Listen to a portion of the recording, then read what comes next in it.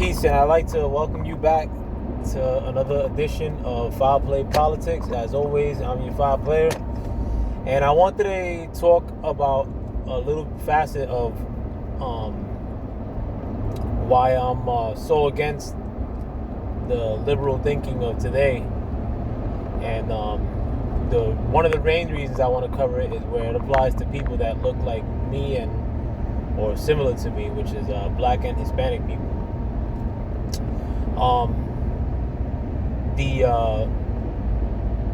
I started noticing, like, in the last 10 years, like, a real push as far as like sexuality, where it refers from the perspective of like the liberal mind frame, where it's kind of like anything goes. And I sort of touched on that on my live stream yesterday when I was on One Man Darkstar.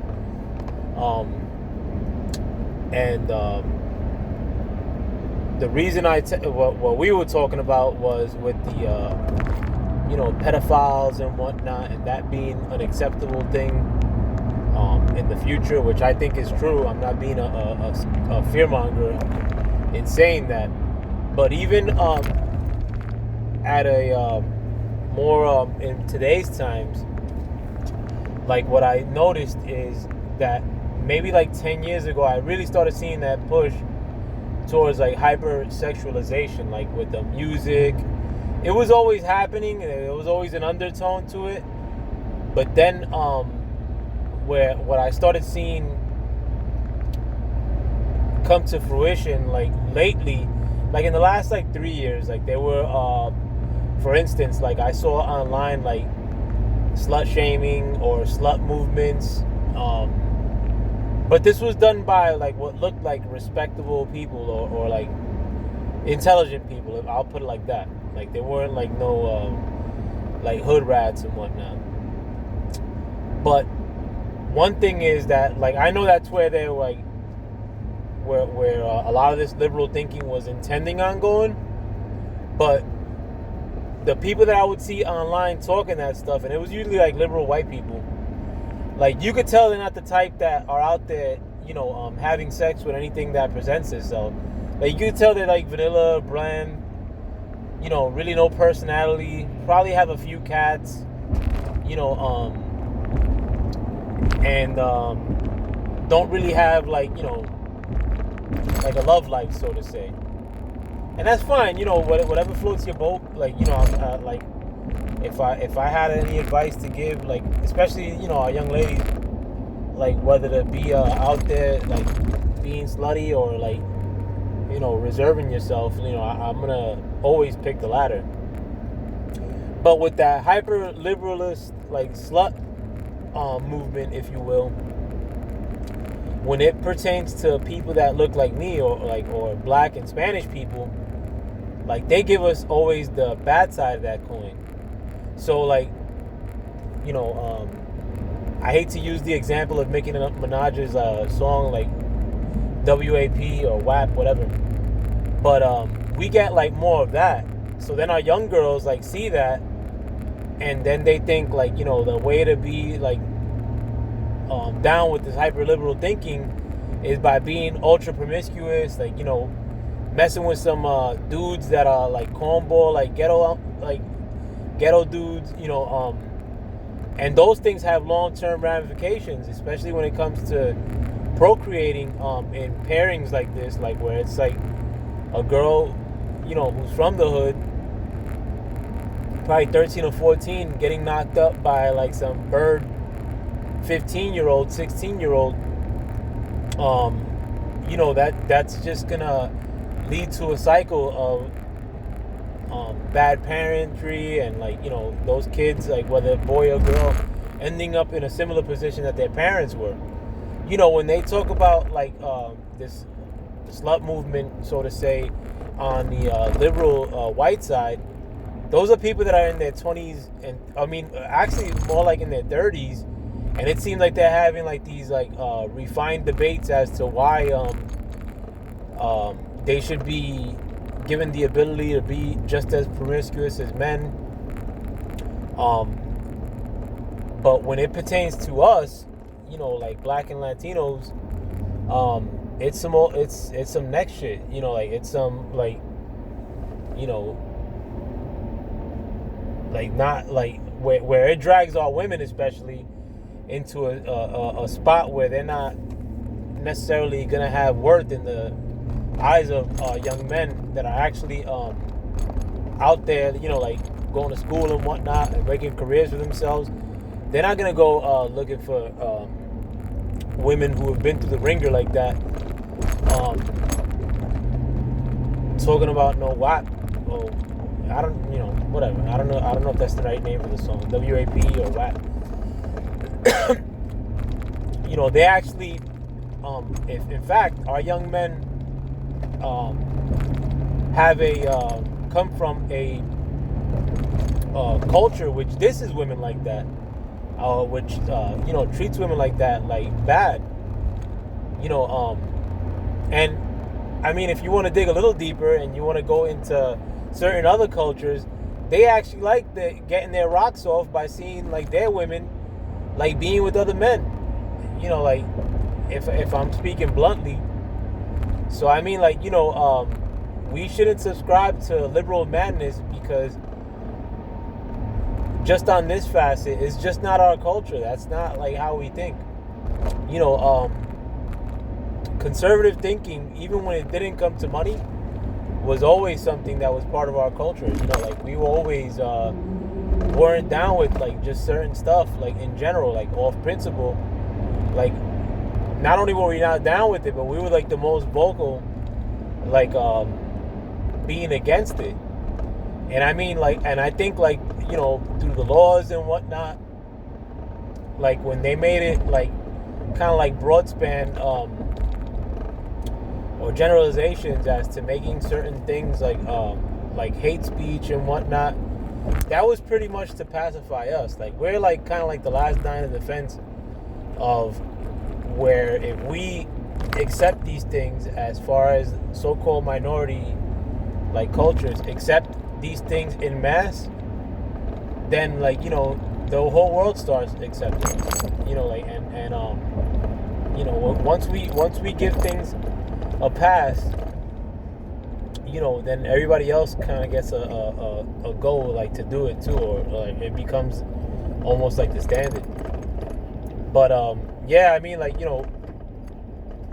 these people, and I've kind of like been through the gauntlet of that kind of thinking, because I mean, in my old age, I actually went back to school. For the past couple of years, I've been in school for a minute. Like I just stopped going like when the whole COVID thing broke out. But I had to go through basic sociology classes and basic psychology classes, and they're like really like drilling that stuff into impressionable minds. And the school that I went to, Kingsborough in Brooklyn, you would have like people that look like me, or like Black and Latin cats, like really getting charged up about these debates over something they learned in another class, and like now that becomes like their life.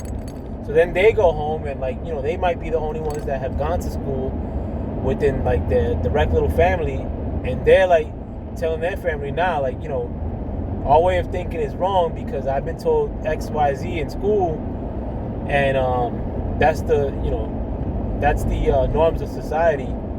And then maybe their little brothers or their children probably think like this is the only person that's going to college, and he's giving us some like really general points as to why this is acceptable, and maybe this is how refined people live, or people that are better than us live. And it's not the case. I mean, like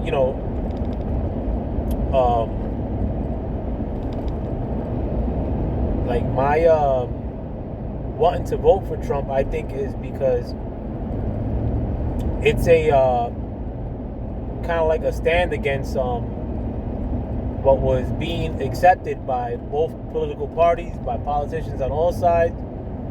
It's standard for them to really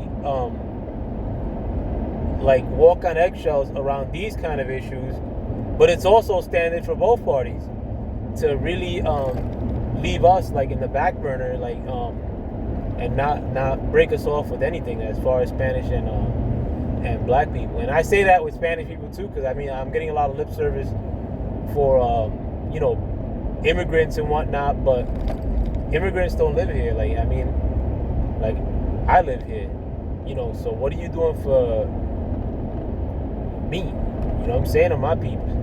But what are you doing for the people that got played like with the inception of this country, like the black people that live here? I mean, and that's a whole like, you know, this is a whole nother conversation that I can go on and on about. But you know, the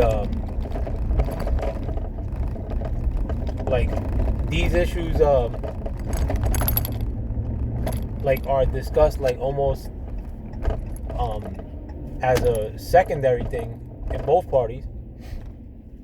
And you know, that's supposed to be that's like the standard, you know what I'm saying? Like, so I hope that was the point I was alluding to just there, but if I wasn't, my bad. But you know, this whole way of thinking, I mean, like, you know, we got to get out of it. Like and don't think that I've watched a few like conscious videos on YouTube and I know and now, like, you know, this is like my thing, or like that I just came to this from Dr. Umar. Like, nah, my man. Like, you know, if whoever's listening to this, like, you know, I've known about like the so-called, like, damn, this motherfucker, bro. Like the so-called higher thinking, like within our communities for years. Like, I've been through when they were no such things as videos within these communities. I've chopped it up with mad people that you think are like your biggest, you know, conscious speakers. On Atlantic Avenue, outside of the DeKalb train station, like the little pyramid area, and this was in '98. I'm talking about. You know, you're talking about more than 20 years ago. Chopped it over with mad dudes, like, you know, only Puerto Rican cat, like chopping it up with these cats, like. And as a teenager, you know, and I was still doing my thing in the street, but that's kind of like it was almost as if it was a saving grace to a sense, like, you know, to see like this like kind of like new way of thinking, or a different way of thinking, like. And I was like right in the middle of it before it blew up, and before dudes started going on the internet. Like, I knew a lot of these, like, or I knew of a lot of these cats, or seen a lot of these cats, and they weren't even in positions like to speak. Like, they were just like in the cut, and they became like some of the biggest speakers. But you know, and I'm glad like a lot of people that look like me, or that are from the same background as me, have come to like a higher way of thinking. But don't like subject yourself to a lower way of thinking by saying, you know, well, anything's acceptable, like, to get Trump out of there. That's like dumb thinking. You know, like, you should make the guy who you want to remove your enemy to be telling you, like, you know, like, we're gonna do this for you so you can help us remove your enemy. Not get like, you know, a typical like cookie cutter politician. Like, if Trump's so bad, like, you know, you would have gotten like the guy who you think had the best chance at beating him. And I don't think that was ever Joe Biden. I think Bernie Sanders would have probably get, and I'm not a Bernie Sanders person, like, guy, but I think Bernie Sanders had a way better chance at beating Donald Trump. You know, I think Tulsi Gabbard had a good chance at beating Donald Trump. But they gave you a Democrat who they paired up with Obama in the first place in 2008 because of him being so much on the right as a Democrat, like with the crime bill and whatnot. Like, the fact that he was gladly putting his name behind the crime bill, and having such pro-right political views, and being such a quote-unquote like tenured politician. That was the reason why they paired him up with Obama in the first place. just so people could get the inclination that, listen, like, even though we're gonna have a black guy as the president, don't fear, because we also are pairing him up with a guy who is not only a typical politician, but the most person on the right that we could pair him up with. So don't tell me, that most logic in having to get Trump out of office,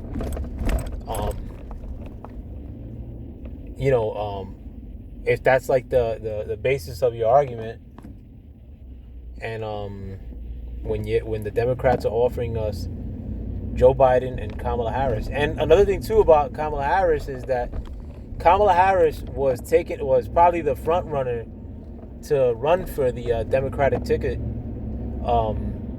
last year and early this year. And the people who eliminated Kamala Harris from contention were the black California voters. They were the ones telling us, like, listen, Kamala Harris is a demon, bro. Like, we can't, like, let this woman get nowhere. That was 100%, like, black people online that were pumping that up. You know what I'm saying? Like, so I'm not going to dismiss them. Like, I'm going to dismiss you if you come to me with some stupidity and saying, Trump's so bad. Like, and that's the main thing. Like, because these people got no plans for us. Like, I mean, like, if they, like, if the black vote took out Kamala Harris in a matter of days, they took out Mike Bloomberg in one day. All these people that were going to be the Democratic front runners, you had two of them, the one with the most money and who was willing to put up the most money historically for any campaign, and Mike Bloomberg.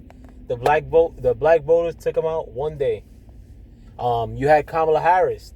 Her rise and fall happened like within a matter of like a month or two, and that was all done by the black votes. So if you wanted to have those same people like take Trump out of the running, you should have broken them off, and they didn't. I mean, that just shows you. And this it's not like it's a new thing. That happens all the time. Like, they never give anything solid for you as a so-called minority voter, or if you want to say black voter, I mean, we go ahead. But they never give anything solid for you to get riveted up and inspired by, these politicians. But meanwhile, I mean, you already saw your true power, like even in the voting booth, I don't get involved in politics one iota ever. Last time I voted was in 2000, and that was just because I was in the military and I wanted some free time. But there is a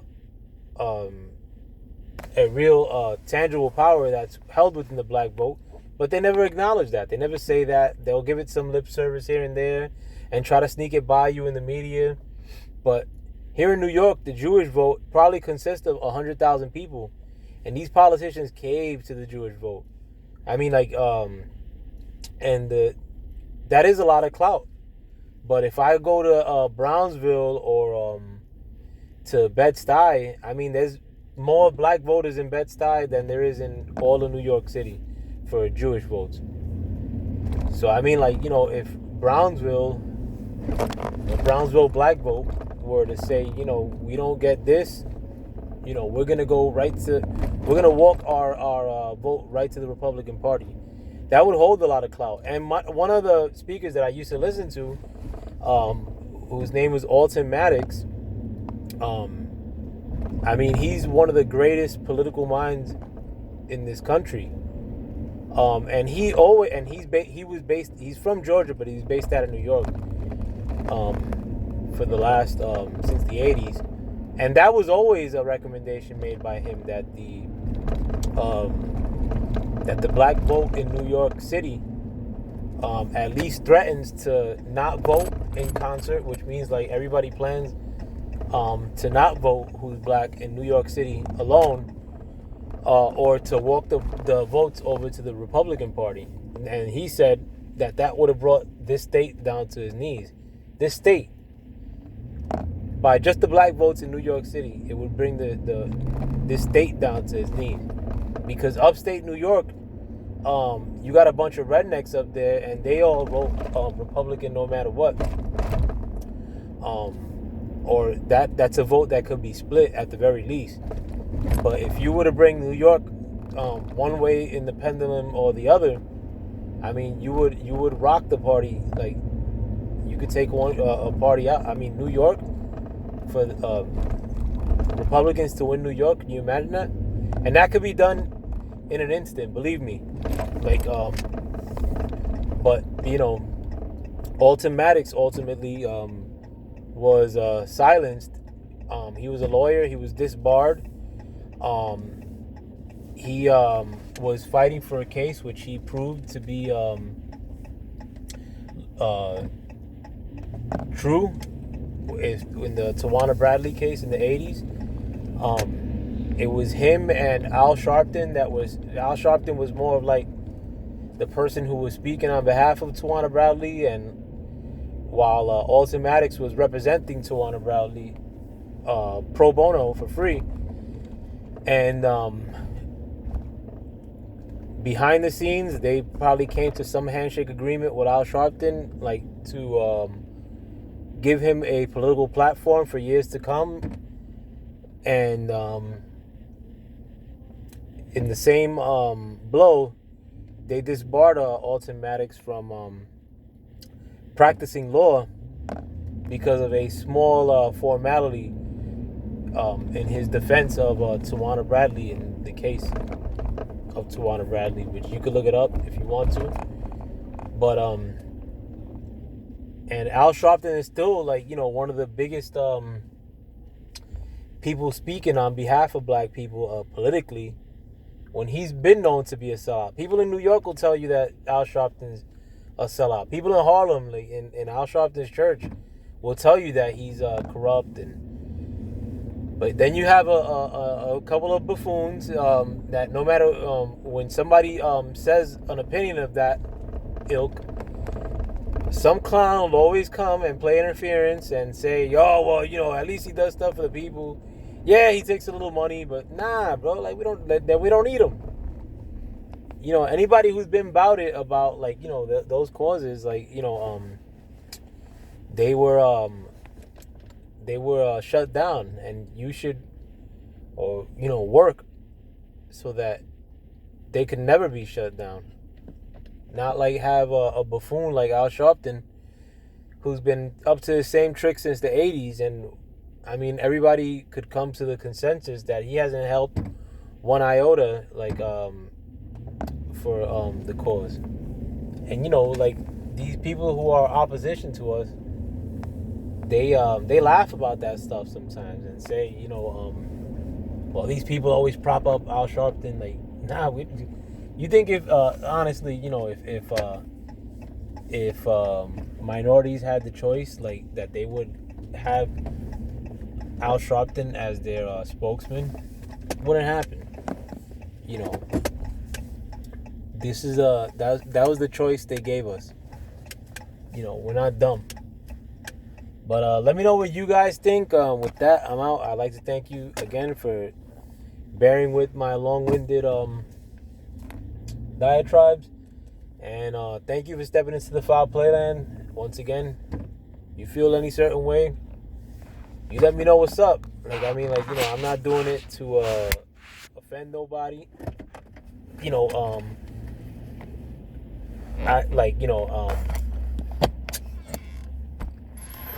People have commented to me behind the scenes, oh well, it's different with Puerto Ricans.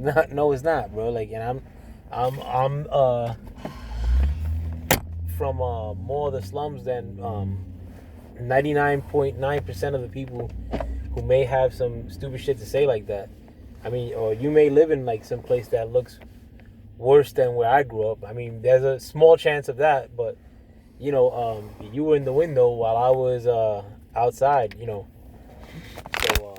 I can speak on whatever the hell I want, especially when it pertains to my peeps. But let me know what you guys think. With that, I'm out. Peace. Have a good night.